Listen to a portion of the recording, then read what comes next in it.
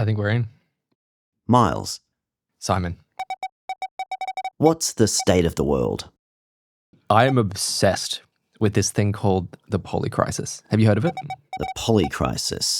No. So you've heard of existential risk. Yes. You've heard of more than one existential risk. Yes. So the Polycrisis is this idea that the X risks are feeding into each other and making each other worse. So as in greater negative impact, but also harder to definitively resolve. And so a great example here is the biodiversity crisis. So scientists are saying that we currently live in the age of the Anthropocene, the sixth mass extinction, predominantly due to human intervention in natural systems. But that intervention has taken so many different forms that you can be like, okay, well, let's say we fixed overfishing in the South Indian Ocean. Well, how is that going to impact the Great Barrier Reef or the Atlantic Ocean, marine fauna populations there?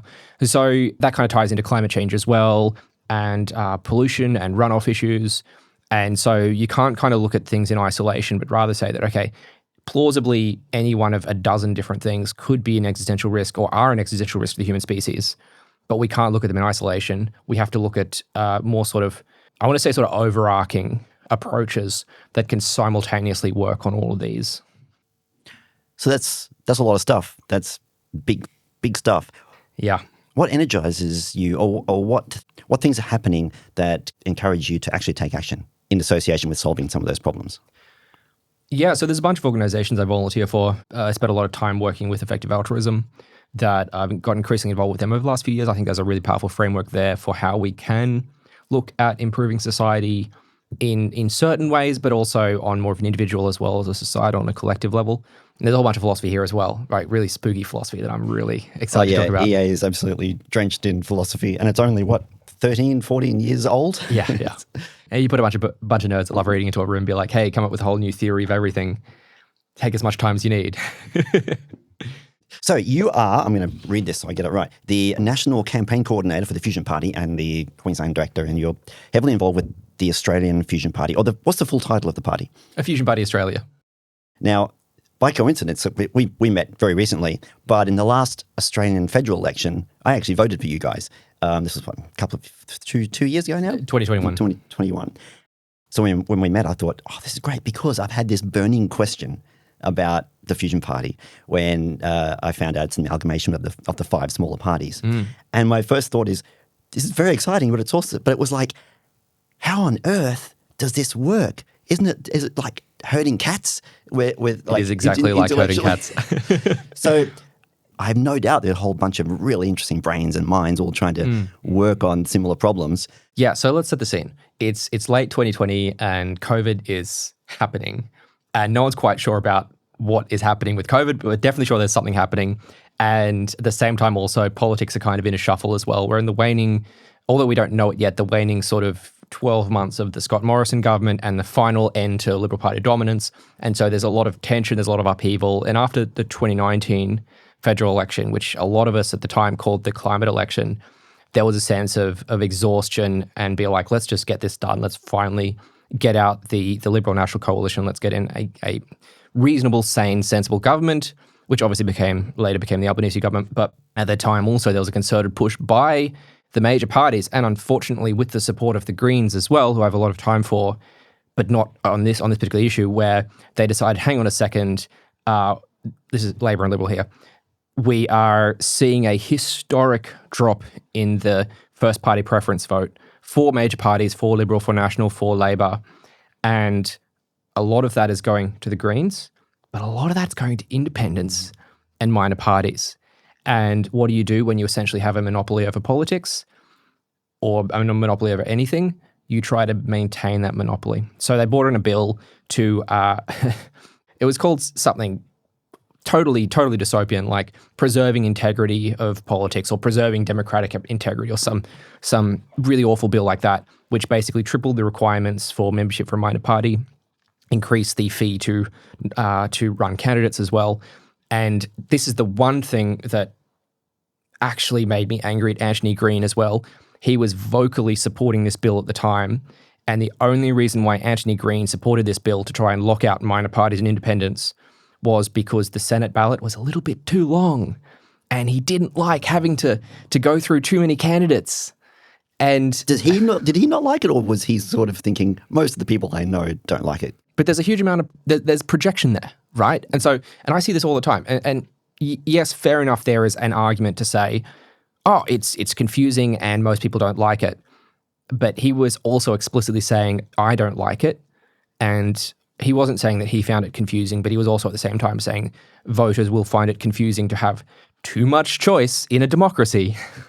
That it's like there's this goes against the whole core of the idea of a free market in the first place, which is you have a diversity of choice. That is the probably the only good thing about a free market. The only reason why we'd want a free market is for diversity of choice. Just to sort of play devil's advocate, I can kind of see from Anthony Green's point of view, it does make his job a little bit more tricky, but it should make it more fun. Well, yeah. So let's sort of move forward 6 or 12 months, and a lot of people are kind of saying, like, there's a kind of take on fusion where you could be like, well, they were forced together because of this concerted push by the majors to try and wipe it out. But the fact is also that you can draw a Venn diagram, and if you actually look at our party logo on social media or wherever, it's actually designed very specifically to have that symbolic elements of a Venn diagram. And in a practical sense, our policy platforms and our values were that Venn diagram. That the colors didn't directly represent us, but symbolically represented different movements and ideas, to say that we might have, at a minimum, 60% overlap, and in some cases over 95% overlap between us. And so it just made sense for us to come together and start pooling our resources, pooling our ideas. We already shared values. We already shared a lot of policies. If you think about it, Australia has a long history of electoral coalitions being very, very simple and straightforward to understand. In the Liberal National Coalition, that at various times has marshalled at least anywhere from 40 to 60% of the vote nationwide. And people don't seem to kind of struggle with that idea with parties, smaller parties working together for a larger political movement. We have a platform which is separate and distinct to the parties that came together into fusion. And so that's very much guiding our philosophy today, that we're a united front and we campaign under the fusion banner, the fusion ideas, and the fusion platform. Keeping all that together, obviously it's only a couple of years old, but what have you learned from that process so far? So I am comfortable with diversity. I'm comfortable with complexity. I'm comfortable with uncertainty. And someone was saying the other day, just in a random conversation, something that's really stuck with me, that a strongly libertarian political movement, not saying that fusion is, but hypothetically a libertarian movement, their policies really only work when you have they work most effectively in a monoculture environment where you have high amounts of trust. So there's a weird kind of tension here where the I guess you could call it left libertarian element of ideas within fusion does advocate for diversity of ideas and a sort of decentralization of organization and governance. And this is one of the fascinating sort of internal ideological tensions that fusion has had as well in several different ways, but in this case, centralization as opposed to decentralization, where there was a tension there. There were different people and different movements within fusion pulling in different directions or pushing in different directions. And so we're kind of like fighting this constant evolving balance, which has stabilized a lot more now. But you used the analogy of herding cats earlier on. And in some ways, that's kind of what it feels like, where we went from being basically a lot of big egos in very small pools to small fish in a very big pond. Mm-hmm. And so there was there was compromises made during 2021 as temporary compromise to try and get into the federal election on a basic stable footing, a functional footing.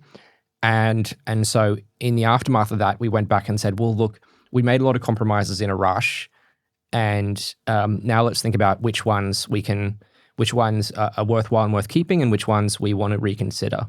And so there's a lot of kind of evolving tension there where you can be sort of like, well, here's a compromise which makes us uneasy, for example, which no one's super happy with, but it worked. And then you come back to it 6 or 12 months later and be like, actually, hang on a second. Turns out my concerns weren't such a risk after all. And now I'm kind of okay with this compromise. And so there's a kind of like I guess you could say like a more of a authoritarian take where you're like, okay, so unity and stability, actually there are some benefits there. That and this is a huge thing for the Labor Party as well. This idea of I'm not saying they are, but this trend towards democratic centralism, where once the party bureaucracy or the party higher ups make a decision, then there's no questioning it. You just go with it. And I think that's even on the membership form of the Labor Party that you have to, if the party has made a decision, you have to abide by that. You have to always vote number one Labor candidates. You have to always support Labor policies once they're part of the Labor Party platform. Yeah, see, I've always wondered if there was room for an organisation that did the opposite, that sort of came out and went, hey, we're all completely different and we often argue all the time and we even will vote in different ways, but we're dedicated to actually trying to solve problems and push things forward in a good way. And I wonder, how would that work? I mean, that's kind of my religion. Very strong, concentrated, complex individual autonomy working together. You may be an anarchist. Have you thought of that? Oh, I may well be. So that's why I'm fascinated by at watching this journey of yours as you go through, because there's a lot of complex or complicated thinking in individual minds. Yeah. And cooperation is a superpower for solving problems in the world. Absolutely. And but then you need those independent voices just to make sure things actually do keep moving forward and don't get stuck and go backwards, and the machine doesn't sort of just develop its own momentum rolling along when it needs to change direction. So I'm just totally fascinated by that. And that exactly sums up my personal philosophy as well, which is that you have many vines woven together are stronger than the same number of vines used separately.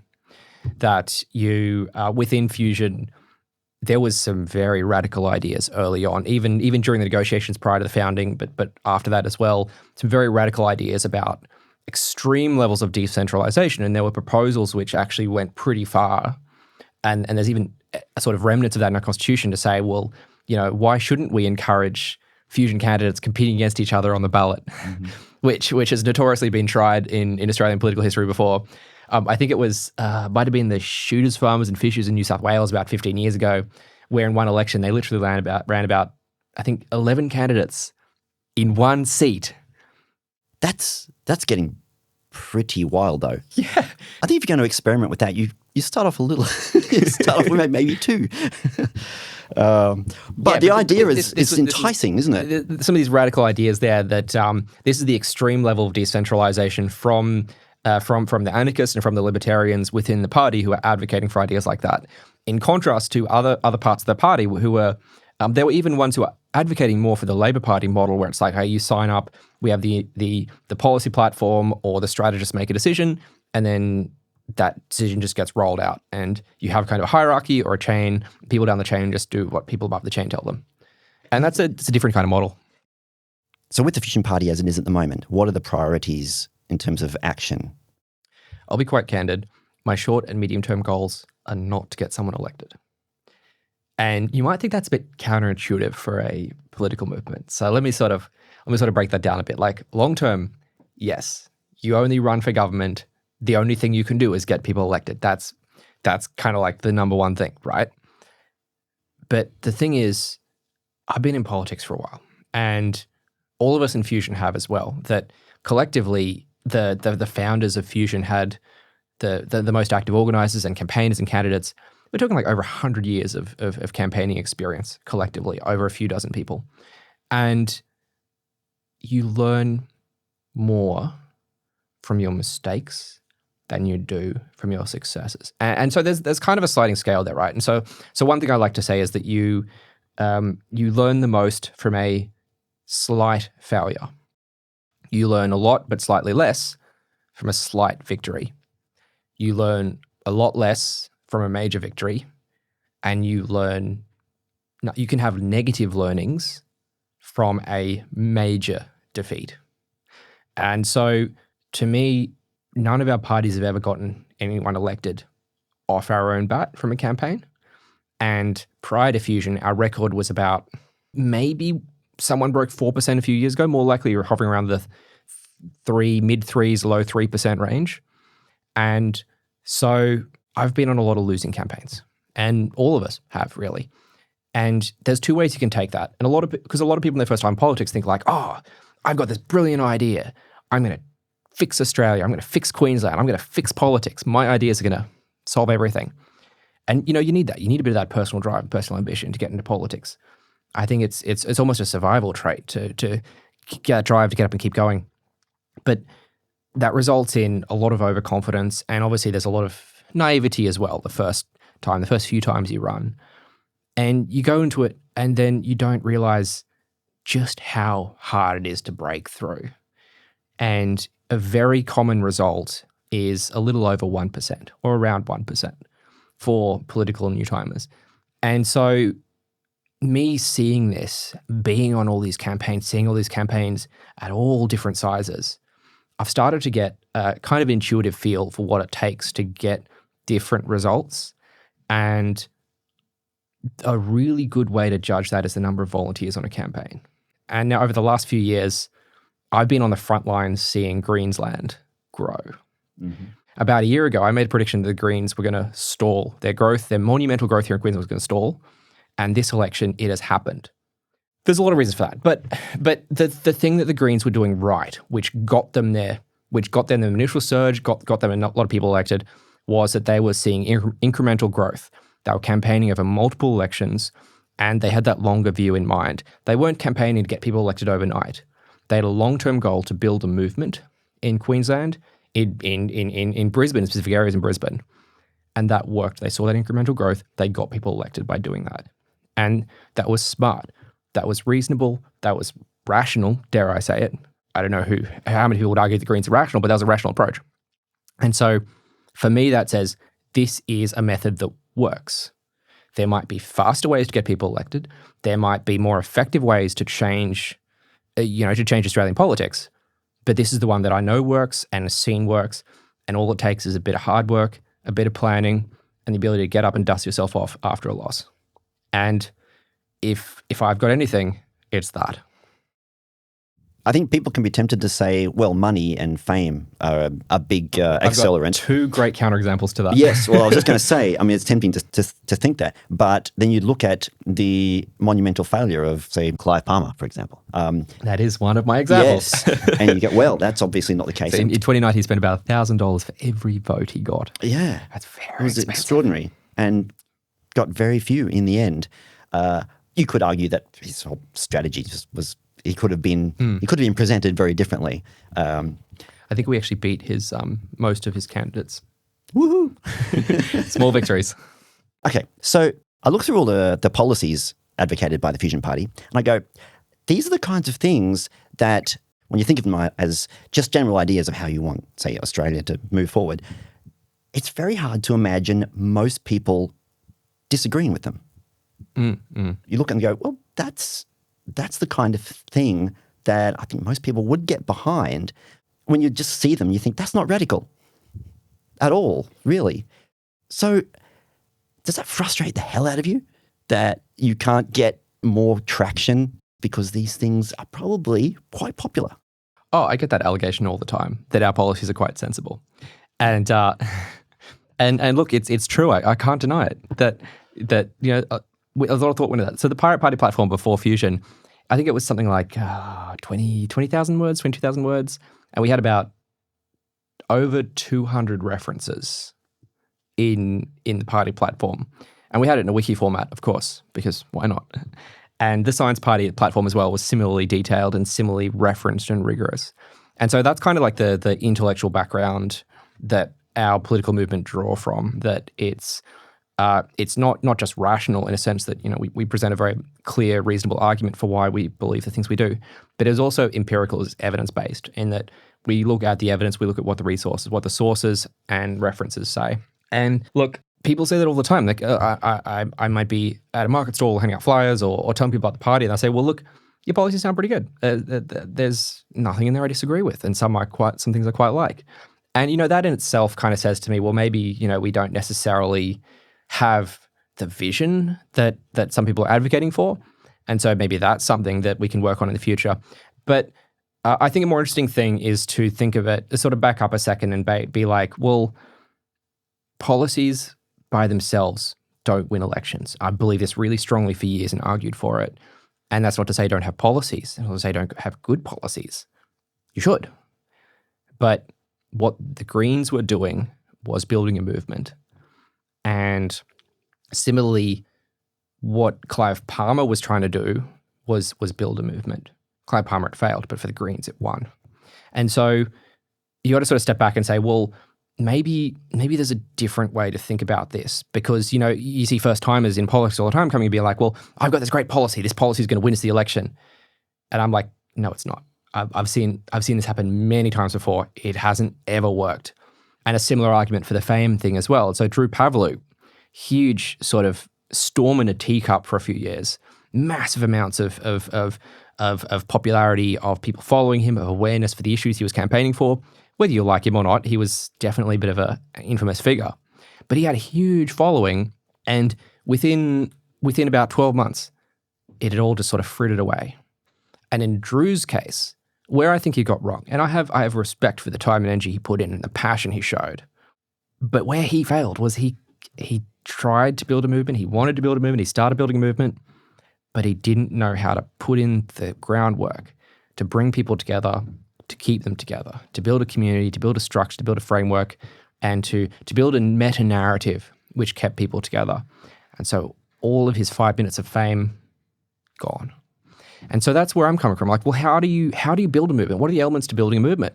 And there's a political theorist who I've been doing some work with here at the University of Queensland, who has a great theory called the meta-narrative. This idea that what are the ideas that sort of the overarching ideas and themes and values which bring us together.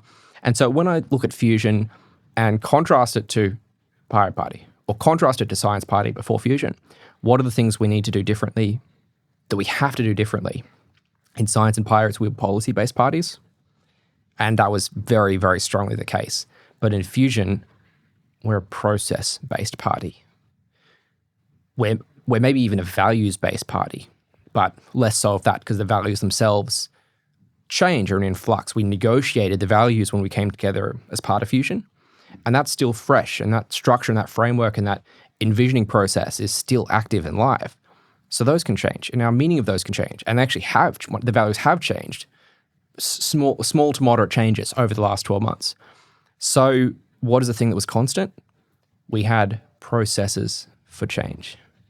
And that's what's really exciting about this spooky philosophy that I keep sort of bringing up, that like there's a new model of politics which we're trying to build to change the face of Australian politics. And it's still just so small and nascent, like an infant, like a little baby. And so I want that to grow, and I want to build on that.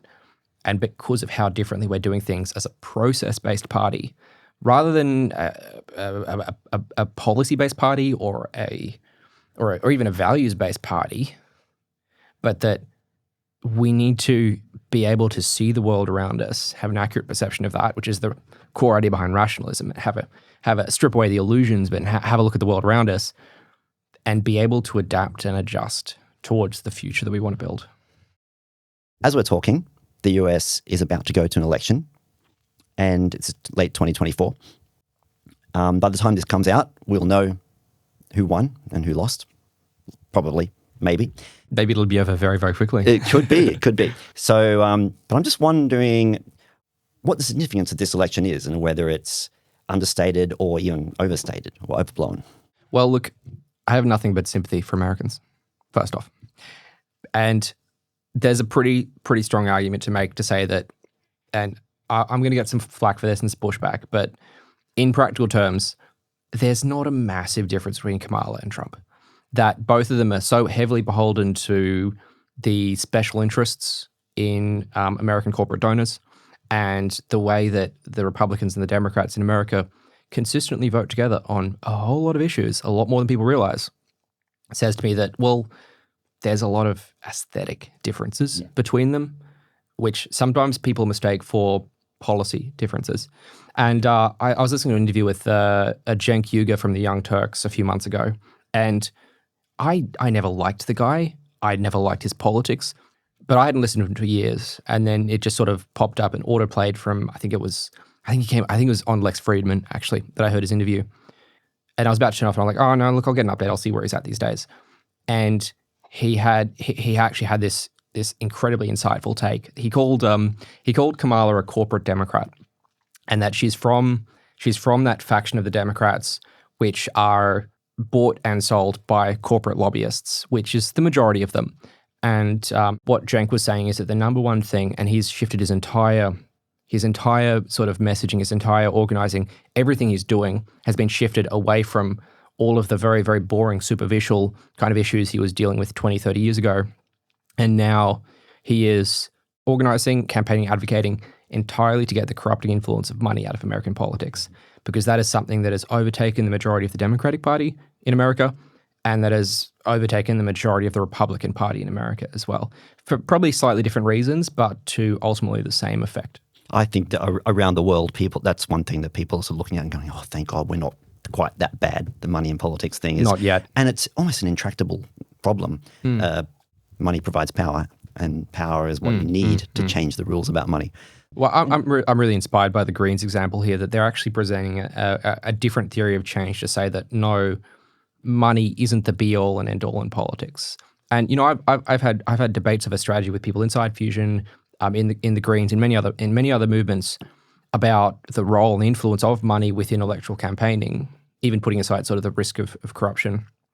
But fundamentally, my argument is that money doesn't buy votes. Money doesn't buy volunteers, although the Liberal Party has tried to use money to buy volunteers, and we've seen that come up a few times in a very high-profile way. It's legal to pay people to go out and hand out flyers. Doesn't look good though, does it? Yeah. And so for me, you can get donations if you have volunteers in a community, in a large community-led campaign, but you can't get a community with money. You can't get volunteers with money. And that's what the Greens have showed us very, very strongly. I agree. And I think there's a growing movement amongst people that, in terms of the relationship between wealth and quality of life, or just simply well-being, or just enjoying life, is starting to break down a little bit. And I think technology has a lot to do with that, because technology is a great leveler in many ways. Yeah. And it's just, that's been the story of technology for centuries. The money story has been very robust. The narrative of wanting to incentivize people to make more money because that will provide you with more well-being. That's the standard capitalist logic, that you accumulate assets and you use those assets to put them to work to create more assets. Yes. Well, like a rolling snowball. Yeah, it does. And I think at this point, people are starting to go, well, it kind of does up to a point. So if I've got my rent paid, or I have somewhere to live, and a reasonable amount of security, then the diminishing returns of that wealth are starting to become a little bit more apparent. That's just a sense I get. There are doors ready to be opened for building change-bringing communities amongst even wealthy people. Well, sure. There's something called the poor tax, where there's a lot of little ways that if you are struggling to make it week to week or day to day, then you tend to prioritize short-term things which tend to be more expensive and less cost-effective. And having a family is a classic example here. If you have a family, you're going to buy bulk food, which is going to be more upfront cost, but it's going to have very clear savings on it, even a week-to-week or a fortnightly basis, and especially much over the longer term as well. But of course, the only people having families are ones who are today fairly well off, middle class or better for the most part. So once you get out of sort of that poverty trap, as we call it, then you're on your way to the middle class. But then the thing about investing is that it does have those sort of immediate feedback effects. And so this is where a lot of the generational anger comes from too, that my generation is feeling like we never had the chance, that we were locked out of getting a house, that we're locked out of getting a family, that we're locked out of getting for the most part, maybe not so much these days, but getting the good high-paying jobs. We're locked out of the property market. We're locked out of that kind of financial mobility. And there's some structural reasons for this, like free university education, negative gearing, a lot of sort of investment sort of tweaks, some things that Howard brought in, and earlier, Labor prime ministers that brought in, like Keating, that there's very much this feeling that a lot of older generations, like the boomers and the Gen X, had it a lot easier than us in some ways, and then pulled the ladder up after them. And maybe that's not entirely true. Maybe that's not entirely fair in some ways. And probably not completely conscious. Sure. But there's still a lot of this sort of generational anger that it feels like our time has come, and that we need the older sort of legacy movements in politics and economics to step aside and let this new generation come and have a go, whether or not we've been dealt unfairly. But from a moral perspective and from a societal perspective, that younger generations do need to have our turn now. There's parallels here with the beginnings of the Pirate Party movement as well. That exactly like you said earlier, that to us, technology was the great leveler. That you could go online and it didn't matter who you were, whether you were rich or poor, black or white, whether you spoke English or not, whether you were a man or a woman, whether you were gay, queer, straight, none of that mattered. Everyone was equal and it was fair, completely fair. And the only thing that mattered was your ideas, the strength of your ideas and the strength of the communities that you built online, which were free and away from these legacy forces of oppression, authoritarianism. And that was the promise of the old internet, that, yeah, there was negativity that came with it. There was toxic communities in online spaces. There was, there was a lot of criminal movements that also sort of developed and fit into the gaps. But there was also that promise of a new utopian future, that feeling that really underpinned, alongside this sense of generational angst, a lot of the Pirate Party movements around the world, that we can make a new future through the promise and the power of technology. I think the early internet was incredibly promising. I mean, it allowed people of very different backgrounds to come together and connect and to grow whole new ideas together, just like you were saying. Yeah.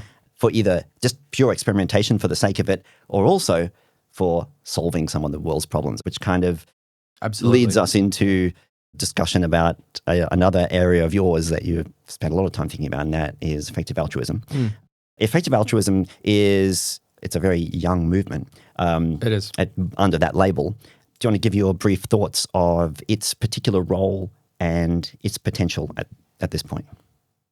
Effective altruism is, as a movement globally, I look at it and I say, well, look, I think this is the age. It's been around long enough that it's starting to mature as a movement. And, maybe it's going through its teens phase, or its equivalent of a teen phase, where there's a lot of sort of rebelliousness within the movement in terms of what actually are we? Are we actually what sort of a lot of the influences within the movement, the early people are saying? Should we be something different? Can we be something different? And the best example of this is the weird kind of post-rat spin-off sub-movement called variously, post-rats, post-rationalism, this part of Twitter, the vibe space. And I'm vaguely affiliated with that. I consider myself more of a post-rationalist than a pure rationalist. I do consider myself a post-rat, actually. And so without delving too deeply into the sort of the theory and the philosophy of that, I guess my takeaway is that EA has in one sense been splintering, not so much splintering or fragmenting, but like diversifying in terms of what are the areas that people focus on, but then also what it takes to be an EA as well. That you go back maybe 10 years ago, my understanding, I wasn't there, but my understanding that 10 years ago, a lot of EAs all of EA was just effective giving. It was just, let's do charity auditing. Let's look at how we can donate most effectively. Let's maximize our impact. Let's maximize the effectiveness of our use of resources. Whereas today, there's huge X-risk communities for multiple X-risks. There's many different cause areas which are not effective giving, or some are, many are, but many aren't.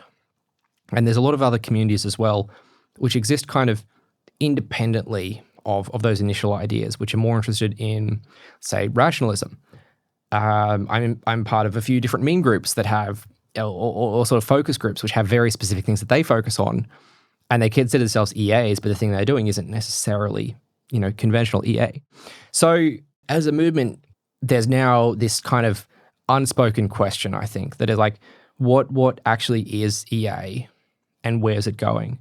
And myself as a community builder, that's where all of my instincts lie. It's to say, well, look, I spend all my time thinking about movement building. I read theory. I look at other successful movements, and I put that into practice as well. And so I try to do the same thing for EA too, and advocate to say, well, look, this is so important to be working on issues that affect the world today, whether X risk, whether minimizing poverty, neglect, suffering.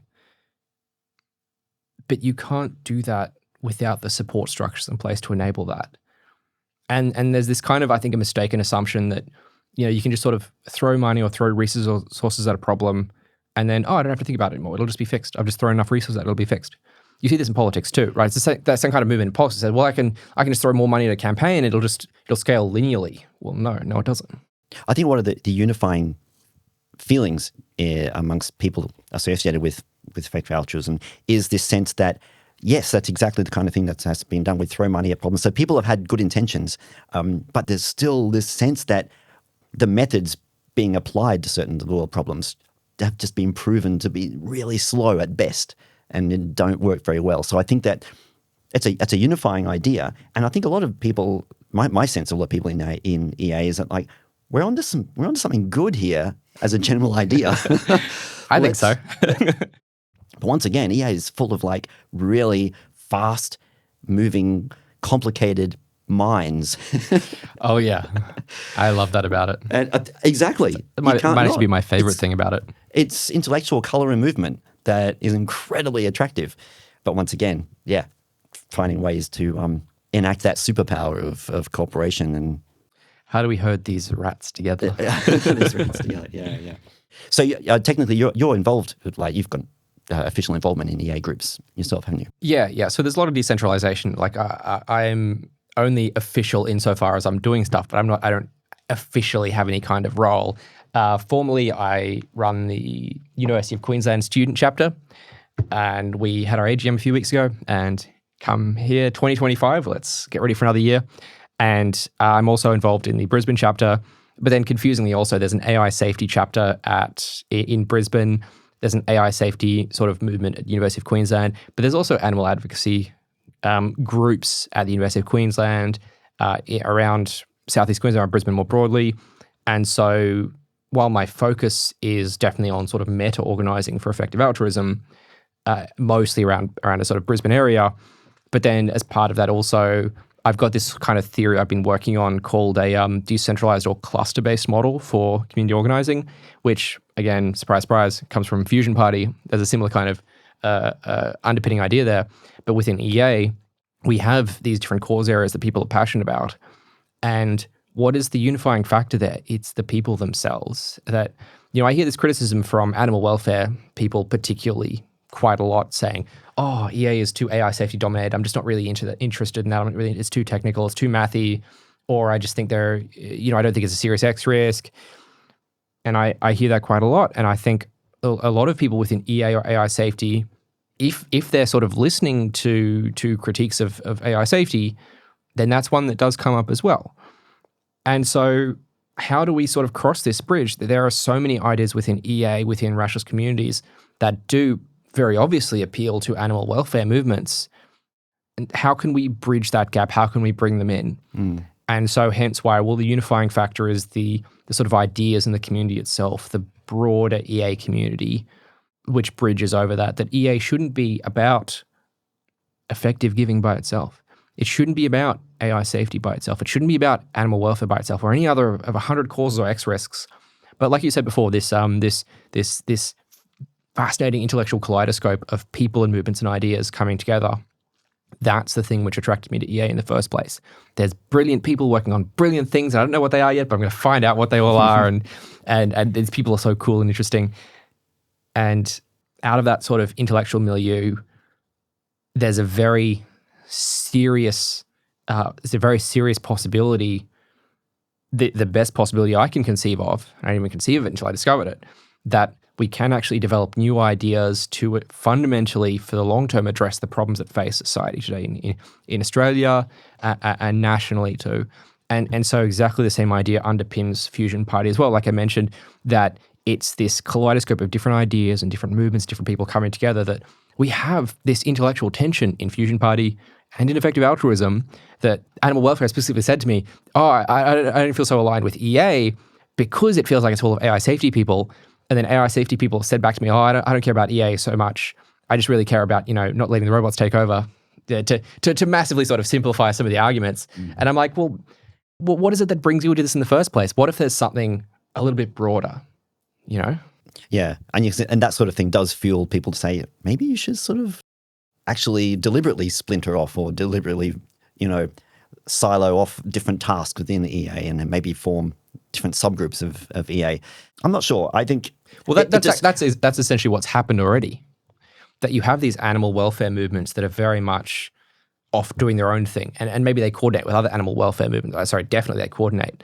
And there's actually some huge campaigns happening there, which no one knows about unless you're in that space already. Same thing for AI safety too. Huge amounts of interest and people and resources and expertise working on AI safety, but it's so incredibly, because again, admittedly, a lot of it is very technical, then that's a formidable barrier to entry. Yeah. I appreciate what you're saying here, because if you just take those two concepts or those two movements, AI safety and animal welfare, you go, how can one organization span those two problems and everything in between? That seems kind of crazy. And yet it's been held together, maybe with duct tape and, blue tack. Can I give you a historical example here? I love history.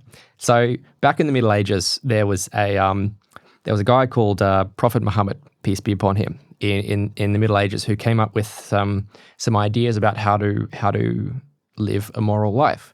And he started a movement which became fairly popular called Islam.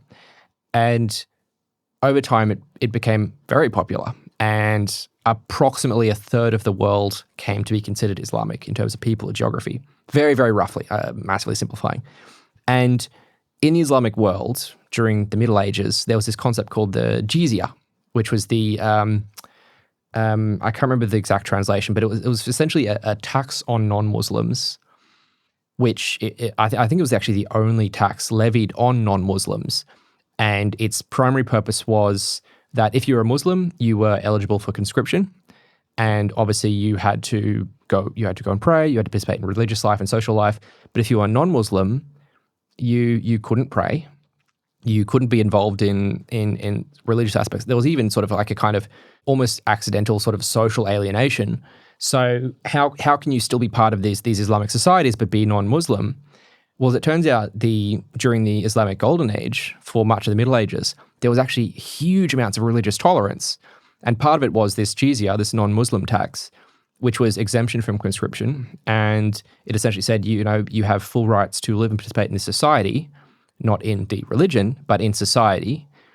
And you will have your freedom to practice your own religion. And so that is how, for centuries, the Islamic world was the center of learning and culture through, at least in sort of Europe and the Middle Eastern area. And they were able to do that because of this overarching structure which said we can all live side by side.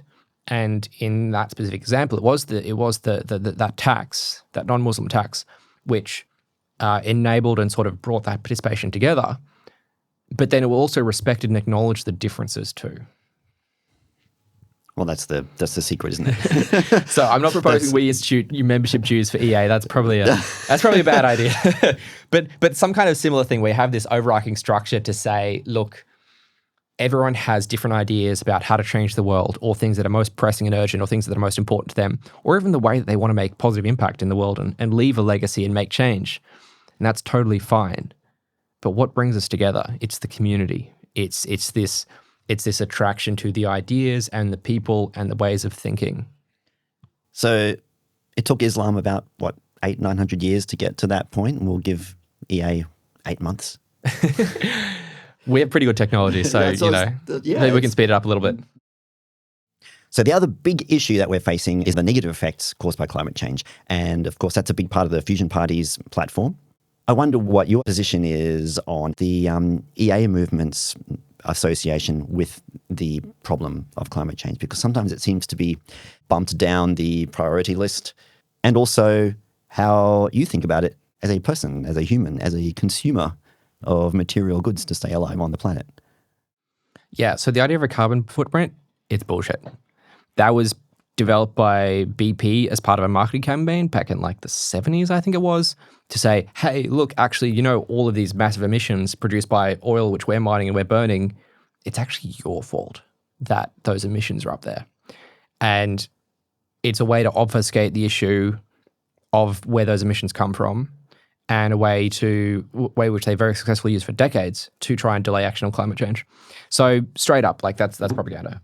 And rolling forward a few decades more, when I was first getting into EA, one of the first things that I did / read was the Precipice, right? But most people have read the Precipice and understand the ideas, so I'll sort of skip ahead from that. But my hot take is I think Toby Ord was a bit conservative in his assessment of climate change risk, and I think that was maybe a bit unfair. And I don't necessarily think it wasn't. I'm not saying it wasn't done rigorously, or that there aren't valid criticisms of taking action to address climate change. That rather that he was extremely generous with X risk from unaligned AIs, but very dismissive of uncertainties in climate change. And I was listening to, there was a show on 4ZZZ, which was actually talking about the uncertainties in feedback effects from climate change, from positive feedback, that there's huge unknowns there that we can't say for sure. We've got plausible theories and plausible research to support that. What certain natural cycles that by just throwing them very slightly out of balance, which we have done many times, of many different examples in the natural world, we throw a natural cycle out of balance and then it starts to pick up speed and it starts to gain more energy momentum and it's self-reinforcing and becomes this positive feedback loop where each time it goes through this cycle, it speeds up a little bit, gains a little bit more energy and becomes a little bit higher impact. And so we can look at we can look at economists like Bjorn Lomborg and others who are saying that, well, like, yes, climate change is real, but actually there's going to be no impact from it. We don't need to worry about it. And actually things are getting better because of climate change. And don't look at where my funding comes from. I'm totally not paid to say these things. And yes, like there's valid sort of arguments there to say, well, we can look at what the very clear and obvious and immediate impacts are. But what we can't say for certain is the uncertainties associated with that. There is such a wide range that we know there is going to be certain impacts, which are very, very clear, and we have evidence to support that. But we don't know the extent of the truly catastrophic impacts. That, at the very least, what is certain and what is already happening is climate change refugees from around the world. That even if we in Australia, living our incredibly comfortable lives, or in America or parts of Europe or some of the wealthier cities and countries in Asia, live very, very comfortable lives and are relatively insulated from social and economic and environmental upheaval. But the thing is, there is billions of people in Africa, in the Middle East, in Asia, in South America and Central America who are not insulated and are very, very vulnerable to even slight changes or impacts. And many of them are already starting to become refugees, climate refugees, and we're going to see that number increase massively. It's a truism to say that a growth in refugees brings instability to a country. And now I've campaigned and supported refugees in Australia, and there's a human rights issue there to say that yes, they come to our country seeking asylum from war, from turmoil, from natural disasters. Then we have an obligation as human beings to support them and do our best for them. But that's not to say that there won't be a cost on us and an impact on us, which we should rightfully try and bear. And that's already happening. Yeah. And those problems will be compounded by warming temperatures causing imbalances in the microbiology in terms of bacteria and diseases that can flourish much more easily in warmer waters. Well, there's a whole cluster of interrelated X risks, biological X risks there to do with pathogens. And so we can look at, for example, a huge one is antimicrobial resistance. So like antibiotics are becoming less and less effective every year. I mean, this is going to be a huge issue because so much of our healthcare is dependent on antibiotics. They're being overprescribed in many cases. And as bugs and viruses, this is an evolutionary argument that we're seeing play out before our eyes. As these bugs and viruses become immune to antibiotics, what are we going to do? Come up with new ones? Well, I mean, even if they work, even these better antibiotics work, we're still going to have the same issue. And that by itself is potentially an X risk on top of superbugs and super pathogens. And so one of the first EA talks I went to was actually by a researcher here in Queensland who was talking about gene drives, which is this idea that we can actually eliminate, in theory, we can eliminate disease-carrying mosquitoes in this case, but potentially other bugs as well, other insects as well carrying diseases, by introducing selective sterility, which then that gene then sort of gets carried through the population and gradually reduces their numbers. So I want to ask you, the term politician could be applied to you.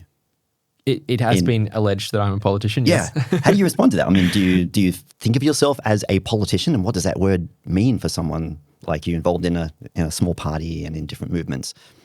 For me, yes and no. I've got a very ambiguous love-hate relationship with the word. Arguably, yes. Like I am engaged in the process of politics. And for me, like a very literal interpretation of the word, then yes, that matches what I do. And the literal interpretation being polis, the ancient Greek word for city, and then the process of politics to the ancient Greeks meant the process of managing the city or the city-state. So how do we go about organizing the state, organizing society, organizing the community for the betterment of all, for the goals that we decide collectively? What is the process? What are the things we do? So I'm like, yeah, that's something I'm really interested in. I do a lot of in the community organizing space at different levels. Yeah. It's like I sometimes think of myself internally, I haven't said this out loud, but as a philosopher, even though I'm not academically trained and I don't read philosophers, but I seem to be like doing what I would call philosophy all the time in my own mind and with other people. It's a term, it's a word. Yeah, yeah. So philosophy is something that you like to think about a lot. I read a lot of philosophy, yeah. You read a lot of philosophy. Okay. How important is it that you have a grounding, like that you are well read of other philosophers? Not at all. I read philosophy for fun, and I advocate that people should only read philosophy for fun or for professional development. Well, that lets me off the hook because I'm not a big reader. Well, there's always podcasts. Yes, well, I'm a talker, not a reader. But you have studied philosophy, though. Not formally. Not formally. Not formally, okay. No. Right. So hence why, like, me saying read philosophy for fun or for self-development is the way that I've found my sort of outlet there. I mean, I was always interested in the idea of philosophy, but just for a lot of my life, I guess I just didn't know what that really meant. And as it turns out, that philosophy is actually incredibly broad, and you can barely even call it a single field because it is literally the field of ideas. That there's vast diversity involved in that, and so like you can get philosophers as diverse as theology, so religious philosophy, as moral philosophy, which a lot of EAs do, political philosophy, which is what political campaigners and organizers like myself do, and many more besides. A big part of my sort of drive for philosophy has been reading. Initially, there was a lot of political philosophy, and there still is, because I'm like, well, what are the ideas behind politics, behind government, behind elections? What are the ideas that drive that and that I can use to help drive that? But then I realized, well, a lot of the political philosophy I'm reading has been involved in legacy political movements and has led to the formation of society kind of leading to where it is now. But that's not quite so important. It's interesting and useful, but what's more useful is where we could go next. What is a different kind of society we can build? What is a new kind of vision we can put together? And in my reading, a lot of the modernist ideas, so like Hume is a great example here, but a lot of the other classical liberals as well were what the modernist philosophers were what we call utopians, where to a lot of people utopia is a very positive word, and it evokes very idealist, very optimistic thinking. And I won't sort of push back against that kind of utopian optimism. I'm a huge fan of Star Trek. But the critique of utopia is that a literal translation of it means nowhere. That there isn't a utopia anywhere. Maybe there can't be a utopia anywhere. And we've seen many examples throughout history of people effectively trying to create utopias that turned out horrifically. And to sort of invoke Godwin's law for a second, the Nazis were definitely trying to create a utopia, but it was just a very, very horrific one. Or at least they did a lot of horrific things along the way. And as it turns out now, it's very clear that the utopia they're trying to create was also itself quite objectionable. But then you can see other things as well. So like, for example, take the communists, that even a lot of critics of communism and proponents of capitalism will outright say, yes, the historical communists were trying to had some sort of positive or noble or justifiable end goals, and they might disagree on a lot of them. But I would still quite commonly hear that in critiques of communism, saying, yes, there were some good things they wanted to do, or some good outcomes they wanted to have, but it didn't work, or was flawed, or so on and so forth. And then as a result, hundreds of millions of people died of starvation. It just didn't seem to take into account what humans are as animals, what kind of animals we are. We can make exactly the same critique against capitalism as well. That there's kind of like bigger problems which people optimistically launched into without seeing the full implications there. I mean, God forbid I'm here to defend capitalism, but I'd have to say that capitalism does a better job at allowing humans to be humans. Well, the communist states pretty much all collapsed or turned into sort of renegade isolationist states. So we could also make the argument that capitalism is the only sort of system that sort of came out of that. So it's the only thing that we know that we would sort of survive and develop and come to live in. Yes. So there's kind of a bias there. Yeah, absolutely. Yeah, if you're trying to work out what is the best system, well, we have a very small sample set, really. Yeah, exactly. And only one planet. I often think, if only we had another planet that we could just like run this experiment on. And that's exactly what a lot of the modernist philosophers wanted to do as well. They wanted to set up sort of test or sort of prototype societies to run utopias. And so you can see a lot of the pre-Marxist socialists were very interested in that idea. And even sort of some of the liberal philosophers during and after Marxism were kind of suggesting, hey, we can create a perfect society. Maybe we should sort of trial it on a smaller stage first. And so you can see like one of the extreme sort of liberal libertarians, Ayn Rand, had a very similar idea with the in some of the books that she proposed. She's like, well, a lot of society is terrible for these reasons, so we just need to sort of build a new society where only the people who want to build this better society can come and live in it. Yeah. In my mind, I think it would be really cool if you had one experiment creating a utopia in a certain kind of way with certain set of values, but then you have another one opening up at the same time with exactly the opposite ones. So there's a kind of comparative double-blind experiment. Exactly. You can compare, and you could even work out the dynamics between them. And that's the thing about the social experiments of the past, is they were very narrow utopia. It's the utopian, but just for me, not for you. Well, this is the philosopher was saying this is the only kind of utopia that'll work. But it'll work for me and my friends, but that's the only one I care about. Or else they'll try and force it on everyone when very clearly it won't. There's entire groups of people that it won't work for. And so again, the Nazis are a classic example here. Like, we have a utopia, but oh, sorry, you don't have a part in our new world. So you are surplus to requirements and we're going to send you to the death chambers. So I want to advocate instead for this idea called Protopia. And it's this idea that, unlike this utopian concept where there is a perfect society and that we can build it and we're going to force everything into this one model, which is perfect because I came up with it and my ideas are all good. Instead, Protopia is this idea that the ideal society is not to sort of get a bit cliched, but it's inside us all along. That the ideal society is evolving, it's in the here and now, and that it is different for different groups of people and different individuals. And we need to be thinking about what is the future we want to build individually and collectively, and working to that on a sort of decentralized basis. Kind of like what you're suggesting with that comparative utopia idea. But let's spin that up a little bit. Let's get everyone the tools to build the kind of and participate in the kind of communities that they want to see. And this is exactly the kind of the kind of visionary thinking that was the culture underpinning the start of the Pirate Party movement in Europe, with decentralized online communities that everyone can start fresh and equal in a perfectly fair and free environment to start the societies that they want to start. Is this kind of leading into the concept of a universal basic income? Because when you say providing people with the resources to do that, and I think, is that one of the outcomes of what a universal basic income might allow, or at least reduce some of the barriers to people trying those kinds of experiments in all parts of the world? Yeah, for sure. A UBI, if implemented properly, as in universally and unconditionally, or at the very least implemented universally, it would have vast knock-on changes to society. And I would argue there would be a net good from that. And I think we can't deny that there would be a lot of upheaval and change, but that fundamentally, over the medium term, it would come out to be a very strong good. And the most simple, basic, straightforward argument is, have you read any David Graeber? I know the name, though. Yeah, anthropologist, brilliant guy, amazing ideas, died a few years ago, very, very sadly. One of his more famous books was called Bullshit Jobs.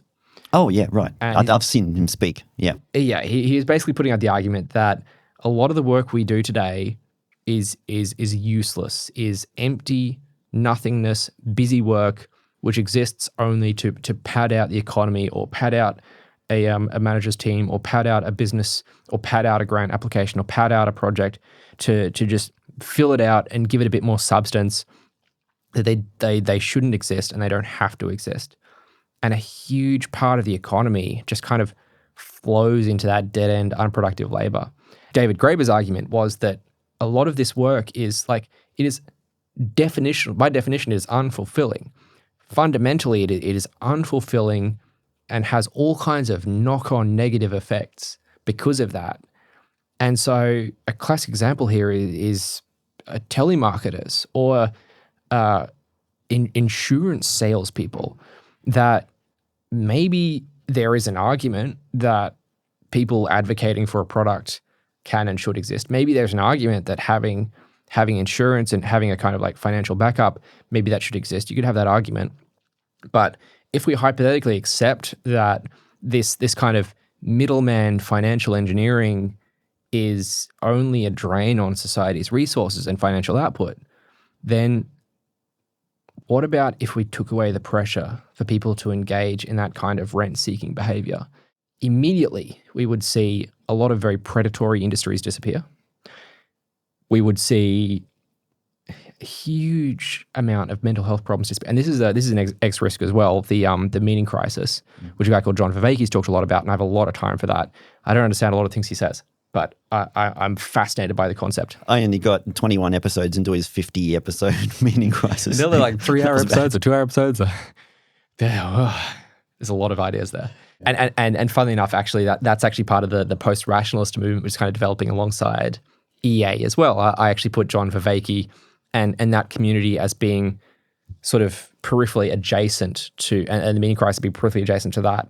But going back to UBI, so that those unproductive jobs, those bullshit jobs, they have a lot of direct mental health impacts because people know, even if they don't know, they know on a deep level that those jobs are useless. They don't need any skills. There is no reward, no spiritual almost reward. Like John Vervaeke would say, bring the spiritual angle into it.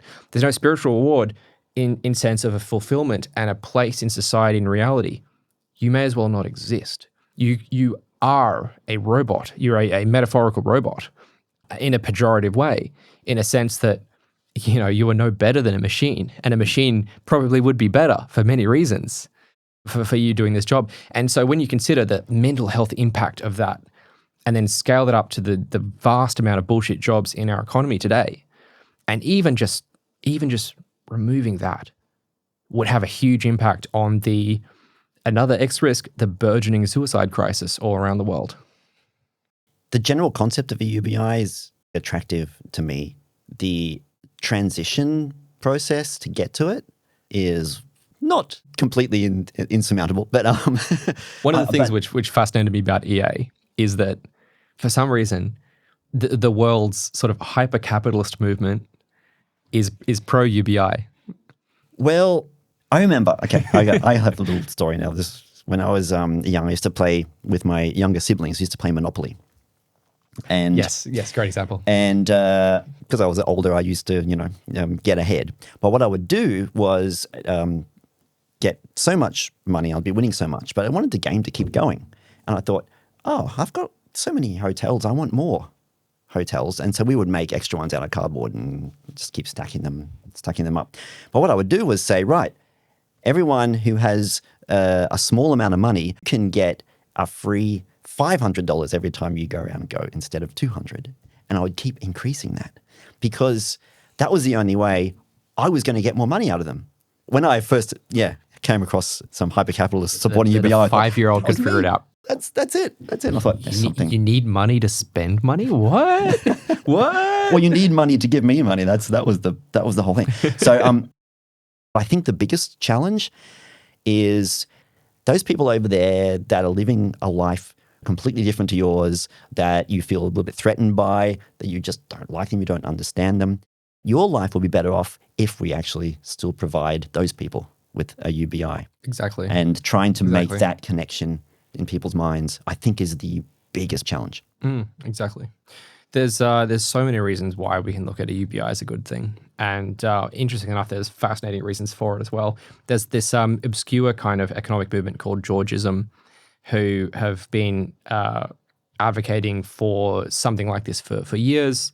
A switch away from sort of income-based taxation towards a different economic model. And then even Friedman himself actually argued for a UBI too, that a lot of people don't realize there's a long theoretical history to why UBI would be good in a capitalist economy.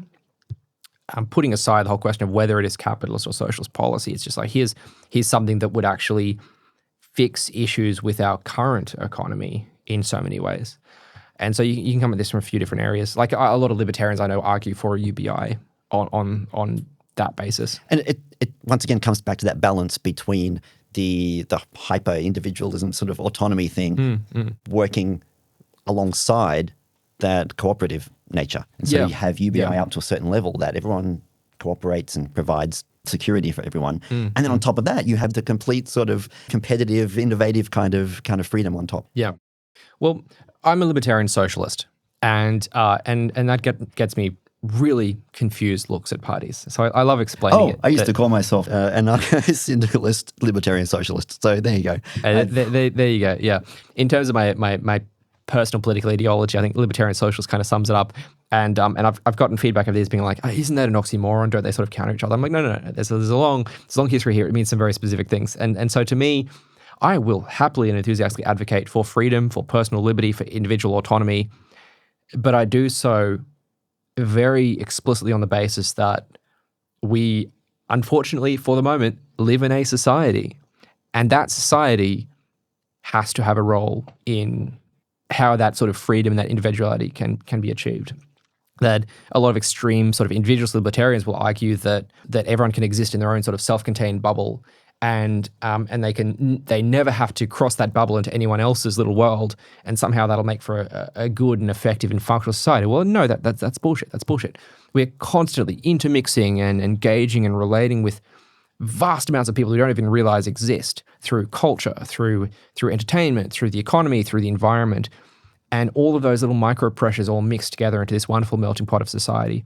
And so the particular sort of political movement and ideas that I'm most inspired by say that diversity, that uniqueness, and that vast spread of different ideas and people and culture and movements, that itself, by giving us this choice and this diversity and this vast kaleidoscope of difference, that itself is freedom, that diversity of choice.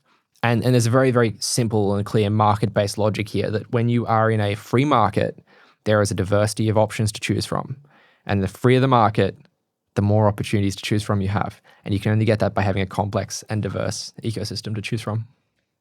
And some fundamental stabilities, like plumbing. Everyone's got enough food to eat, and cholera isn't going to break out. Exactly. That sort of thing is absolutely critical. And that's why I've got this hot take that no truly free market can ever exist. And by a truly free market, it's this extreme libertarian fantasy that the ideal market has no distorting influences on them. And obviously they're all thinking about government there, government interference, government regulation, government subsidies, that is the problem, that distortion is the problem.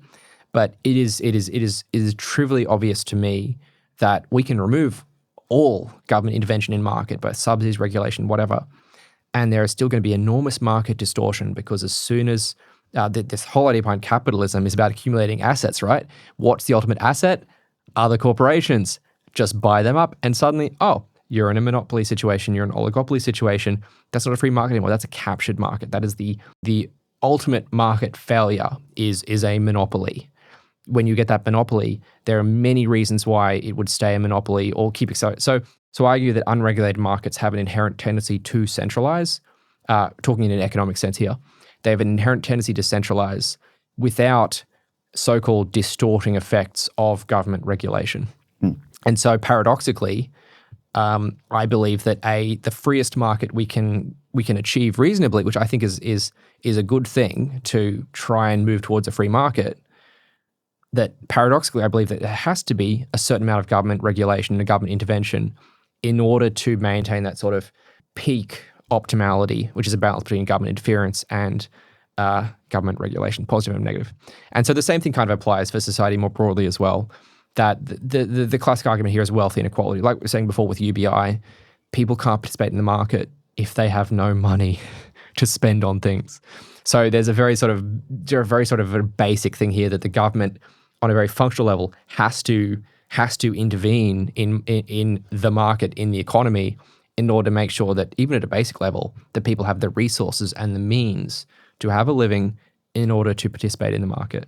And we can kind of extend that analogy more broadly as well, away from economics and into society more broadly. So like take a political movement or a community that you want to build. And again, here there's sort of like this libertarian socialist angle. I want a broad and diverse movement, but I don't want a movement that prioritizes specific demographics and said, no, we're only going to be about old white men. We only want old white men in our movement around our community. I don't think that's the right way to build an effective community. You have to be thinking about, well, let's say you did hypothetically have a community that was only old white men, or white male engineers, hypothetically speaking. That's not the most ideal, evolutionary speaking community. No, it might be good for a few years. Even if they're all well-intentioned, and even if they want to go out and make the world a better place, there's a very narrow, specific way of looking at the world, and that's going to limit the impact they can have. Just by definition, it's going to limit how much they can do. And so if we were to think, well, what are some groups or some demographics that aren't quite so active in our communities? What are some ways that we can support them to expand the diversity and the freedom of choice and freedom of opportunity that we get in our community? And I apply this exactly the same argument between sort of demographics and how we can be inclusive to diverse demographics, but also how we can be inclusive to a diverse array of ideas too. That this kind of intellectual marketplace that I'm a huge supporter of, how can we support diversity of ideas and that people feel safe and comfortable to bring a diversity of ideas in order to have this healthy dialogue? Yeah, once again, that's the balance you got, because safety is the enemy of creativity. Exactly. Yeah, exactly. But you need both. Chaos and tension bring innovation and creativity. Yeah. Because pure safety will just eventually die out. It'll just fade away. It's stagnation. And creativity can just blow everything up. So it's exactly. It's crazy. And we have that exact discussion in Fusion Party as well. That if you look at the party values, safety is one of them, and we explicitly say that safety exists in tension to innovation. That we want safety, but we want innovation. So we have to balance them. Well, it's been a fascinating discussion.